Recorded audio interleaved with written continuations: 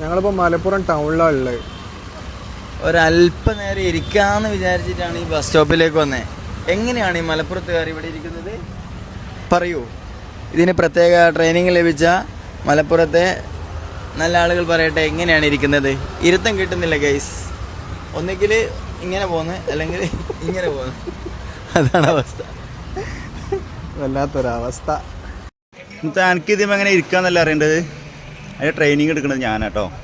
അപ്പോൾ ഈ കൊല്ലത്തെ കോഴ്സ് അവസാനിച്ചിട്ടുണ്ടെങ്കിൽ അടുത്ത കൊല്ലത്തെ ബാച്ച് തുടങ്ങുമ്പോൾ ഞാൻ പറയാം. ഇങ്ങനെയാണ് ഇവിടെ ഇരിക്കുക. അത് വേണമെങ്കിൽ കണ്ടോ. ഇത് ട്രെയിനിങ് കഴിഞ്ഞ ആൾക്കാരാണ്. ഈ കൊല്ലം ട്രെയിനിങ് കഴിഞ്ഞ് ഇറങ്ങിയ ആൾക്കാരാണ് കേട്ടോ ഇരിക്കണത്. എനിക്ക് അടുത്ത കൊല്ലത്തെ ട്രെയിനിങ്ങിന് വേണമെന്നുണ്ടെങ്കിൽ ജോയിൻ ചെയ്തതിൻ്റെ നമ്പറിൽ വിളിച്ചാൽ മതി കേട്ടോ. ഓക്കെ. ഇത്രയും വലിയ സർക്കിൾ ഞങ്ങൾ ഉണ്ടാക്കിയിടണം. ഈ രാത്രിയിൽ വന്നിട്ട് രാത്രി കയറി കുത്തിറക്കാനേ കേട്ടോ. ഇവിടെ എനിക്ക് ഇരിക്കുക കിടക്കുക ഞങ്ങൾക്ക് വേറെ എന്തെങ്കിലും പരിപാടി ഉണ്ടെങ്കിൽ അതൊക്കെ ചെയ്യാം കേട്ടോ. ഞങ്ങൾ മലപ്പുറത്ത് ഒരു ആട്ടി വിടും. ഞങ്ങൾ രാത്രി കടന്നുറങ്ങാനായിട്ട് ഉണ്ടാക്കി ബസ് സ്റ്റോപ്പ് കേട്ടോ. ഒരുപാട് ആൾക്കാരുടെ കടന്നുറങ്ങും. എനിക്ക് അവിടെയും വന്ന് കുത്തിറക്കാം കേട്ടോ. കിടക്കേ ബെഡും തലക്കിൻ്റെയൊക്കെ എടുത്ത് പോകുന്നതുകൊണ്ട് ഇനി വേറെ ഒന്നുണ്ട് കാണിച്ചു തരാം.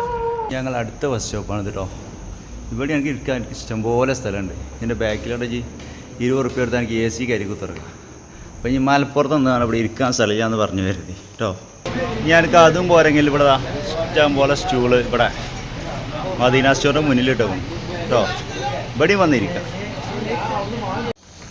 ഞങ്ങളെ മലപ്പുറത്ത് വന്ന് കാണ്ട് ഇരിക്കാൻ സ്ഥലം എനിക്ക് ഇനി കിട്ടിയില്ല എന്നുണ്ടെങ്കിൽ നമ്മളെ നമ്പറിൽ കോൺടാക്ട് ചെയ്താലോ. എനിക്ക് ഞങ്ങൾ ഇരിക്കാൻ വേണ്ടിയുള്ള എല്ലാ സെറ്റപ്പുകളും ചെയ്തുതരാം കേട്ടോ.